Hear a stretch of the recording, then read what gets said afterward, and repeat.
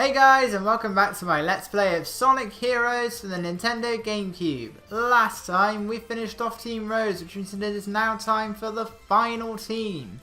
This is Team Chaotix, returning from the rather obscure Knuckles Chaotix for the Sega 32X. And we have Espio the Chameleon, Vector the Crocodile, and Charmy B. And if you're wondering why it says that they're at 3%, well, I may have died in Seaside Hill right at the very beginning. Yeah, I died at the very first level, like 9 seconds in. It's a world first! And I consider that an accomplishment. No, I don't. It's an absolute embarrassment. But I deleted the video. It's not on YouTube. Forget anything I'm saying. Anyway, Team Chaotix is mission-based gameplay. Very few levels are actually simply getting to the goal ring. There's a lot of collectathons here, a lot of destruction missions, and overall I think Omochow puts it best. Team Chaotix offers a very unique mission-based style of gameplay. Here we go! Yeah, let's go!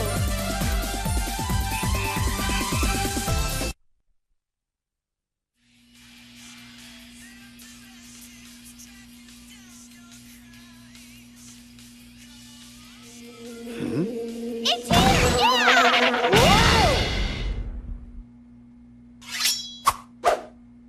What's wrong with you? It's here! It's here! We've got work! What? Whoa! I've heard good things about you and require your detective services. And I can pay handsomely. I've got a bad feeling about this.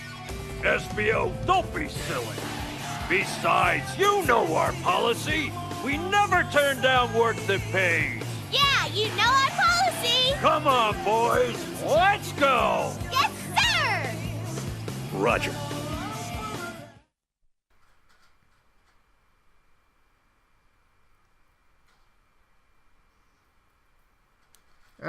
Okay, but it's not playing the cutscene, so what you will have just seen is the cutscene later edited in. Yeah! Beach time! Now what are we gonna do? See! I must test your abilities. Bring it on! Ready. Here is your first mission. I want to test your investigation skills. Collect 10 crabs. Right, let's try this again. There we go. That's where I died. So I'm going to have to edit in the cutscene over that, which means I'll have to finish Team Chaotix story at a soon enough point before this goes up. It's a good thing I still got a few more parts of Team Rose left at the time of this recording. So our first mission is to collect 10 Hermit crabs. Simple enough. Team Chaotix, some levels are good, some levels are not so good. Their controls are pretty similar to Team Rose overall. And while some of their levels can be over in a matter of just a couple minutes, others can go on for a very long time. This particular one, Seaside Hill, very short. When you know where the hermit crabs are, it shouldn't take you much more than 3 minutes. Others, however, can go on forever. Especially their extra missions. So what we're doing here, there's 20 hermit crabs in this level. More than enough. That's twice as many that we actually need. For the extra mission, you have to collect all 20. And it can take a very long time, and should you miss one, you're going all the way back to the beginning of the level to try and find it again. And this would pretty much become the basis for Shadow the Hedgehog as well. The only real main difference between the two is that Shadow the Hedgehog actually has checkpoints so you can teleport between. And that way you can... you won't need to start the level again, but since you probably missed something, the chances are you're going to be going back to the beginning of the level anyway. So it's really no point. Fortunately, I know where I can easily obtain 10 Hermit crabs. Already at number 8. And here's number 9. Really, really easy mission. And I can really say that about a number of Team Chaotix's story missions. Most of them really don't take very long. There is one major exception, but we won't be getting to that level for some time.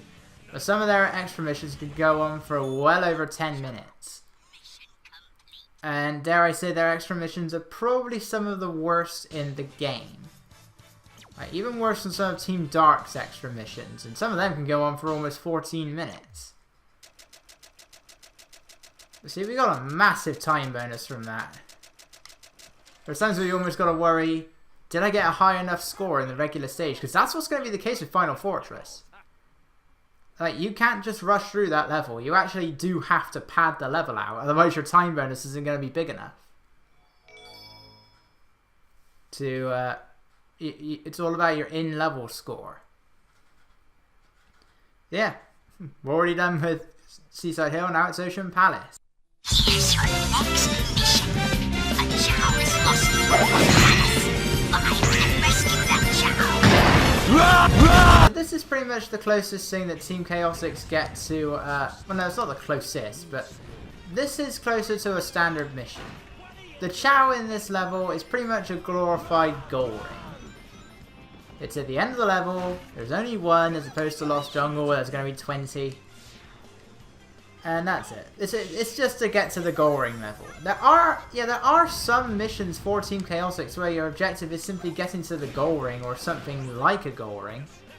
But they usually make some kind of minor change to it. In this case, the Chao is a goal ring. In the case of 2 levels, you actually have to make use of Espio's invisibility to get to the goal ring. And Rail Canyon really is just get to the goal ring. And yeah, Espio does have an invisibility move. His tornado jump is known as the Leaf Swirl. I'm going to do it where there's not enemies all over the place. And what the Leaf Swirl does is it turns Espio invisible.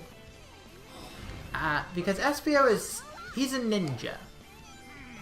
I have no issues with that because ninjas are cool. The collision detection here is really bad.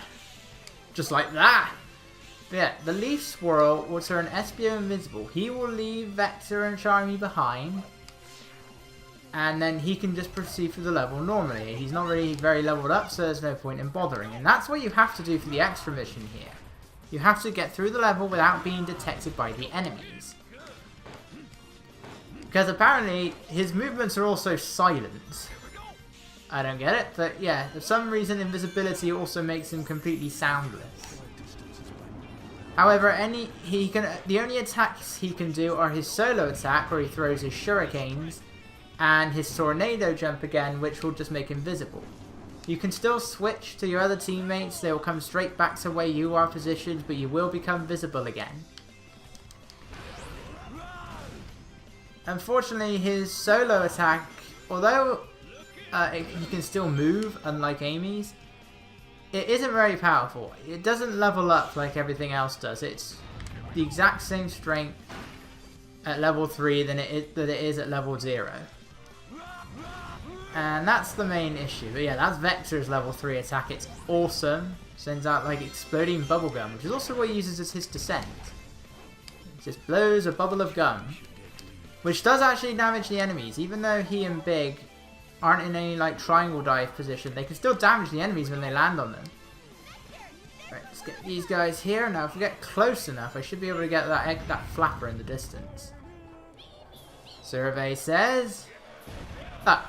or I can completely miss the 2 behind me. That means I've missed the 2,000 points. I only got 800, because you can't...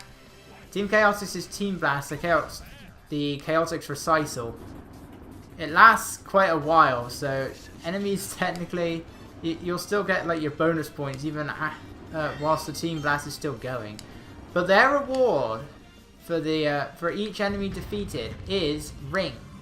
You get ring boxes. It's completely random on how many you get. It isn't like the type of enemy, so you could defeat an egg pawn that doesn't have any means of weapons or defense and get 20 rings, whereas like a heavy egg hammer can give you 5. It's completely random. But each of those rings is going to fill up your Team Blast meter again. In the case of Robot Carnival and Robot Storm, you've won the moment you start up your first Team Blast. And it is perfectly possible in Robot Storm to get to the maximum 999 rings. Really wish I could do that for Casino Park. Why? Well, we'll get more into that when we actually get to Casino Park. But it's great. And, you know, you want to try and abuse that as much as you can. But it's... I love the Chaotix Recital. It's my favourite Team Blast because of that. Along with Team Dark because they can freeze time. Where I'm practically a Time Lord. Boy, when you get to the 4th team, you really start to run out of things to say. Ooh, boss fight! Let's talk about the boss fight.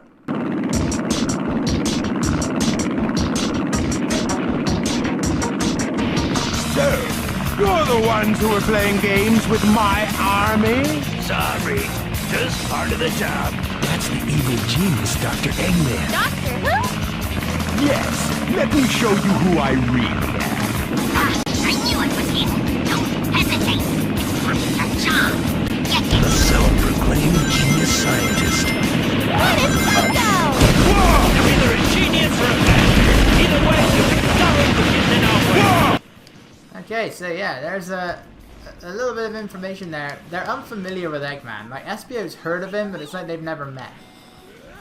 I'm guessing since it was released on the 32X, nobody really played... Yeah, this is how you abuse Vector's Hammer Down. It does that sometimes. By that I mean a lot of time. I guess it's since so few people played Knuckles Chaotix, they just decided to pretty much reboot the Chaotix team. As if Knuckles Chaotix never happened. Hey! Come back here! I'm not finished hammering you! Wait.